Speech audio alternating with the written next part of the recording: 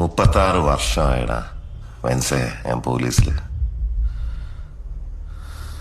ഇതിനിടയിൽ പുറത്ത് അറിയുന്നതും അറിയാത്തതുമായ പല ചെറ്റത്തരങ്ങളും ഞാൻ ചെയ്തിട്ടുണ്ട്. പക്ഷെ അതിനൊന്നും എനിക്ക് ഒരു റിഗ്രറ്റും ഇല്ലടാ.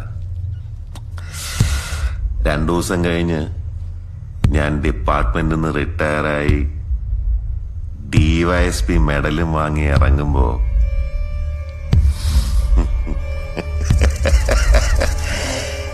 ജോർജ് സാറ് പഴയ ജോർജ് സാറ് തന്നെയാണ്. നീ ആരെയാണ് ഈ പേടിപ്പിക്കുന്നേ? എന്നെ